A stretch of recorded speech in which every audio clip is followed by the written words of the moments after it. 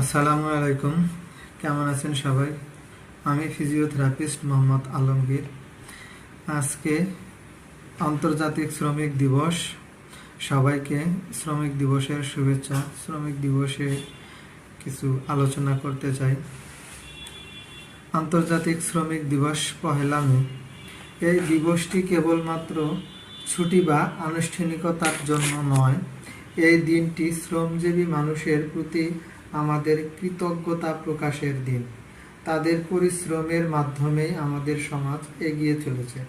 আমি একজন ফিজিওথেরাপিস্ট হিসেবে আজ কিছু গুরুত্বপূর্ণ বিষয় নিয়ে আলোচনা করতে যাচ্ছি, যেটা হচ্ছে আমাদের শ্রমজীবী ভাই বোনদের স্বাস্থ্য এবং কর্মদক্ষতার উপর ওতপ্রোতভাবে জড়িত।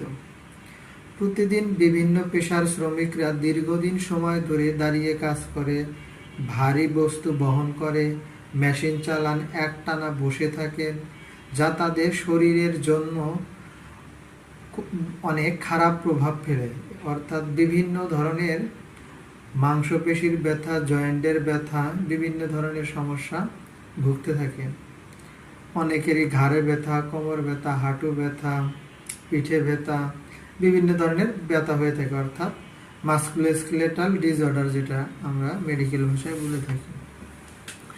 এই সমস্যাগুলোর যথাযথ সমাধান হতে পারে ফিজিওথেরাপির মাধ্যমে। এখন আমাদের করণীয় কি? দৈনন্দিন কাজের মাঝে আমরা ছোট ছোট বিরতি নিয়ে কাজ করব। কখনোই কোনো মাসেলকে বা কোনো জয়েন্টকে ওভার ওয়েট বা ওভার কাজ, যতটুকু কাজের সক্ষমতা আছে তার চেয়ে বেশি করানো যাবে না। সঠিক পজিশনে আমরা বসবো, দাঁড়াবো এবং ভারী জিনিস তোলার নিয়ম অনুযায়ী তুলব। প্রথমে বসে ভারী জিনিসটি ধরে তারপরে উঠানোর চেষ্টা করব। এই কৌশল নিয়ে চলব। এছাড়া প্রতিদিন 5 থেকে 10 মিনিট সময় নিয়ে আমরা কাজের পূর্বে বিভিন্ন ধরনের স্ট্রেচিং করে নেব, যা আমাদের ব্যথা এবং বিভিন্ন ক্ষতি সাধনের সম্ভাবনা থেকে রক্ষা করবে।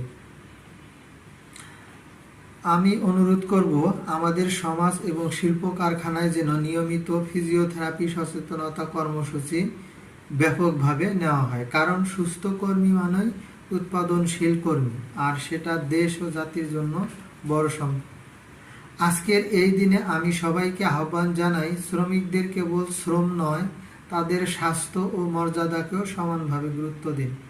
শ্রদ্ধা ও সম্মান হোক শ্রমজীবী মানুষের প্রতি, এবং বিশ্ব শ্রমিক দিবসের এটাই শুভেচ্ছা। সবাইকে ধন্যবাদ। আল্লাহ হাফেজ।